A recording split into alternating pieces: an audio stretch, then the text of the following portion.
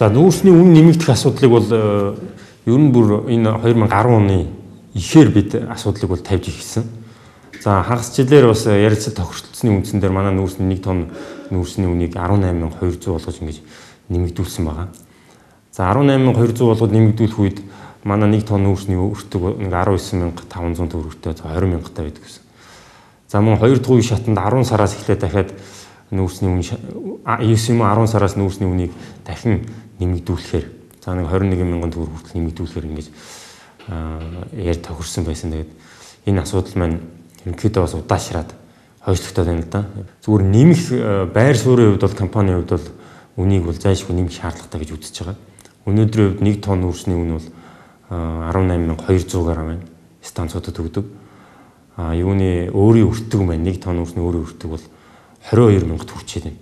Тэгэхээр 1 тонн нүүрснээс хэдийн хэмжээний алдагдал компани хүлээж байгаа нь бол эндээс харахад тодорхой байгаа юм л да.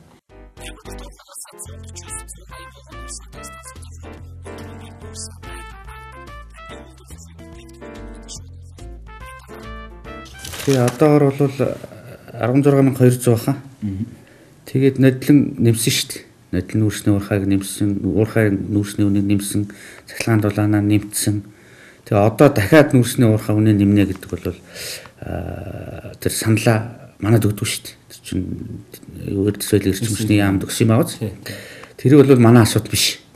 Тусдаа асуудал. Тэрийг бол эрдэс соёлын эрчимчний яам хянаж шинжилээд хариугаа өгөөлгүй. Нэмлээ гэсэн тохиолдолд бол бид нар бас одоогор нэмээгүй байхад бол юу яахгүй шүү дээ. Хэрвээ нэмэгдэх юм бол мэдээж тодорхой хэмжээний зардал нэмэгдэнэ. Ерд цахилгаан станцуудын нийт зардлын 50% орчим нь нүүрсний зардал байдаг учраас дийлэнх л нүүрс шүү дээ.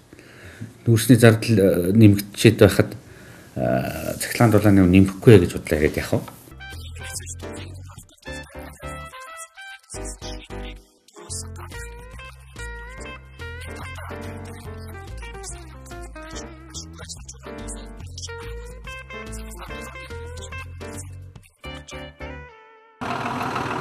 За одоо бид нэр түрүүн бэлтгэсэн түүхий хураа болон шингэн түүхийдээ одоо яг энэ машинаар энэ машин маань өөрөө компьютертэй. Энэ компьютерт бид нэр энэ цаанагт 22 метрийн гүнтэй цаанагт хэрвээ одоо 600 хил хийнэ 700 хил хийнэ гэх паспортон дээр бид нэр тооцоолоо зохиоцсон бол тухайн тэр хэмжээг одоо яг энэ найрлагын одоо шингэн хэдэн процентаар хураа түүхийд маань хэдэн процентаар тэрийг оруулаад тэгээд шууд ийшээ одоо 600 хил хийнэ гэдэг юм бол ийшээ 600 хилийг шууд хийцдэг юм механикчсан ийм машин байж. За сайн байна уу та өөрөө бид танилцуулаач. Хан зураг гэдэг цагаан машины оператороор ажиллаж байна. За одоо энэ цоногт хийж байгаа тесрэг бодисынхоо тухай манайд мэдээлэл өгөөч. Энэ одоо ампо төрлийн тесрэг бодисыг одоо гар ажиллагааг хялбарчулсан. Одоо тийм сүүлийн үеийн машин. Энэ бол одоо тэр ампо гэдэг бодисод бордоо шингэн болт саярын найрлагыг л цооног цэнэглэх зориулттай машин да.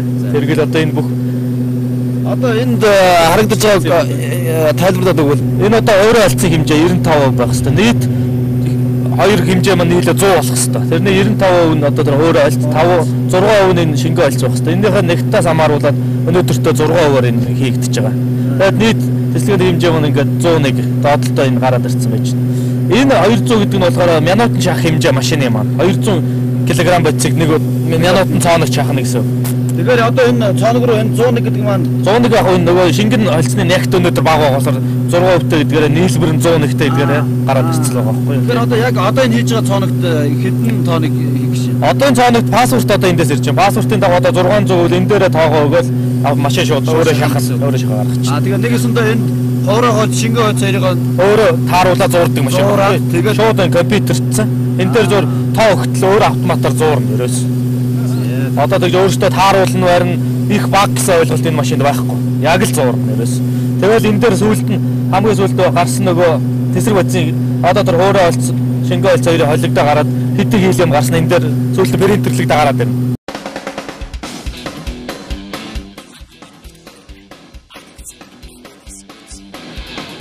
За энэ бол өдөөгч. Энэ дотор 1.9 грамм тэсрэг бодис байгаа.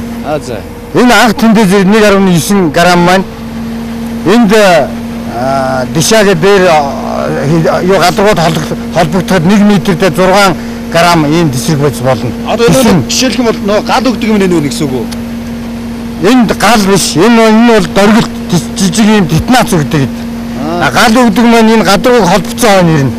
Тэгээд энд одоо бид нар өнөөдөр одоо яг энэ зооногт гэхэд бид нар 550 хилийг доор ирээд дээр нь 200 хилийг 750 хилийг хийснэ. 550 хил тэсрэг бодисыг тэсрэхийн тулд энд 1.9 граммыг хил тэсрээ дараад нь 400 грамм энэ мэдрэмтгий. Ийм одоо тэсрэг бодисоор өдөөгөө тэгээд тэр мэдрэмж багтаа хүчтэй 750 хилийг тэсрэхийн тулд бид нар энэгээр өдөөж өгч байгаа юм. Энэний дотор талаар тэсрэг бодисын түрхэцтэй юм хөндий хоолой. Энэ номер систем гэж нэрлэдэг. Энэ маань өөрөө энд 500 миллисекунд удаашрах хэрэгцээтэй. Энэ детонац ирсэн өмнө дараа 500 миллисекундын дараа энэ одоо өдөөгч тэсрэг бодисонд тэсрэлт ирнэ. Тий, одоо ингээд тэсрэг бодис маань тэнд байсан нөгөө шингэн хуур хоёр маань ийш холигдоод яг энэ тэсрэг бодис болоод орж байгаа. Одоо ингээд ийм найтан болчихсон юм байж байгаа. Тийм биш тий.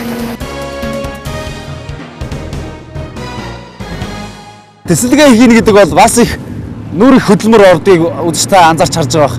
Одоо яг энэ талбай гэх юм бол нийтдээ 42 ширхэг цооног байна. Энэ 42 ширхэг цооногт 30 тонн тэсрэг бодис хийх нь байна. Тэгээ нийтдээ 66 мянган одоо куб метр хөрсийг сэргэжүүлэх ийм үйл ажиллагаа эдгээр орны дараа эхлэх гэж байна. За тэгэхээр энэ хөрсийг хуулах болоод энэ дэслэх үйл ажиллагааг явуулахад маш олон хүмүүсийн хүч хөдөлмөр орж байна.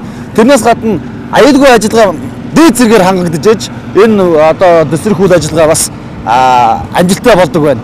Одоо энд хоёр цооногуудад дэслэх бодисыг хийж байгаа.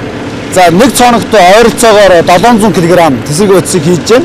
За энэ болгоныг хийгээд энэ өдөөгчдийн дотор нь хийчихэд дараа нь энэ болгоныгоо холбохдоо цооног тус бүр нэгээр дэлбэрнэ гэсэн үг. Тэгэхээр энэ секундэд одоо юу гэдэг 4 цооног дэлбэрч гэдэг юм уу. Энэ бүх зүйлийг одоо технологийн дагуу нарийн шийдэж галыг өгдөг байна. Тэгэхээр энэ дэслэх үйл ажиллагаа гэдэг маш нарийн төвөгтэй бас их уруухан шаардсан. Тэгээд бас их тооцоо шаардсан ийм үйл ажиллагаа байна.